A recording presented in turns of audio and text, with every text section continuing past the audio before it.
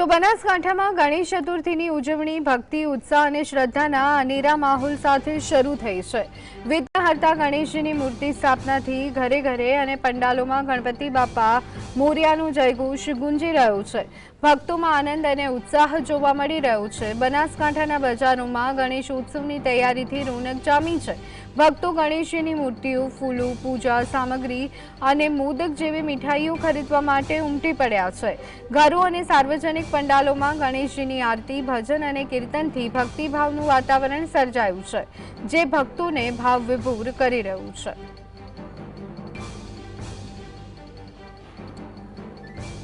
તો આજથી સમગ્ર દેશમાં ઉત્સાહ જોવા મળી રહ્યો છે। ગણેશ ચતુર્થીના પાવન પર્વ પર ગણેશ બાપાની સ્થાપના કરવામાં આવતી હોય છે। આજથી 10 દિવસ સુધી બાપાની પૂજા અર્ચના કરવામાં આવતી હોય છે। કેટલીક જગ્યાએ કેટલાક લોકો પોતાના ઘરોમાં અથવા તો કાર્યસ્થળ પર અને જાહેર પંડાલોમાં પણ બાપાની સ્થાપના કરવામાં આવતી હોય છે। ત્યારે વિવિધ થીમો પર અને એક સારો મેસેજ જાય તે રીતે પણ જાહેર પંડાલોમાં બાપાને બિરાજમાન કરવામાં આવતા હોય છે। આજથી જ્યારે ગણેશના પાવન પર્વની શરૂઆત થઈ રહી છે, ત્યારે વહેલી સવારથી જ ગણેશ મંદિરોમાં પણ લોકોની ભારે ભીડ જોવા મળી રહી છે। ભક્તો બાપાની આરતી અને ભજન કરી અને ભાવવિભોર થઈ રહ્યા છે। વિવિધ પંડાલોની વાત કરીએ તો આકર્ષક થીમ પર ગણેશજીની મૂર્તિઓ સ્થાપિત કરવામાં આવી છે। સમગ્ર દેશની સાથે સાથે ગુજરાતમાં પણ ગણેશ બાપાની સ્થાપનાને લઈ અને અનેરો ઉત્સાહ જોવા મળી રહ્યો છે। ત્યારે બનાસકાંઠાની વાત કરવામાં આવે તો બનાસકાંઠામાં પણ સવારથી ભક્તોમાં ઉત્સાહ જોવા મળી રહ્યો છે। વિવિધ પંડાલોમાં બાપાની સ્થાપના કરવામાં આવી રહી છે, તો કેટલાક લોકો સારા ચોઘડિયા અને મુહૂર્તમાં બાપાની મૂર્તિઓ પોતાના ઘરે લઈ જતા જોવા મળી રહ્યા છે। ઢોલ નગારાના નાદ સાથે બાપાની મૂર્તિ પોતાના ઘરમાં બિરાજમાન કરવા માટે લોકોમાં અતિ ઉત્સાહ જોવા મળી રહ્યો છે।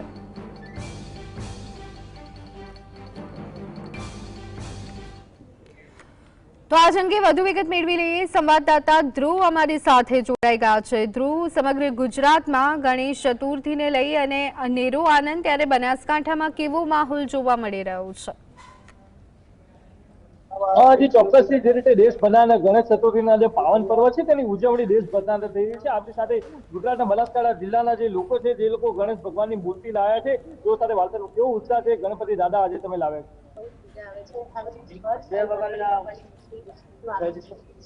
અને એવું લાગે છે કે ગણપતિ બાપા આવે એટલે એવું લાગે છે કંઈક ખુશી અલગ જ છે। જેમ કે લોકો નવરાત્રીની વેટ કરતા હોય, દિવાળીની, અમે એવા છીએ કે અમે ગણપતિ બાપ્પાની વેટ કરતા હોય। તો આજે ગણેશ ચતુર્થીના નિમિત્તે અમે હર સાલ હરેક નવી નવી મૂર્તિઓનું આગમન કરીએ, એની પૂજા પ્રાર્થના કરીએ, આવી રીતે ઢોલ નગારા સાથે લેવા જઈએ, બહુ ખુશીથી એમનું સ્વાગત કરીએ છીએ। Thank you. સાંજના સમયે આરતીનો માહોલ બનતો હોય છે, કેવી ખાસ કરીને આનંદ થતો હોય છે? બહુ જ મજા આવે। ગણપતિ બાપ્પાની આરતી એટલે એક માહોલ શાંતિનો, તમને શાંતિ અનુભવાય। એવું લાગે છે કે બસ જીવનમાં આ જ છે, ભગવાનની ભક્તિ કરવી જરૂરી છે। અને આપણા ગુજરાતમાં તો દેખો એવું છે કે આપણા ભારતમાં આપણે તો એવા સરસ તહેવાર આવે છે કે રોજ એક નવું ભગવાનનું નામ લઈએ, રોજ એક નવા તહેવાર, એમાં આપણે તો રોજ એક નવો તહેવાર જ હોય છે।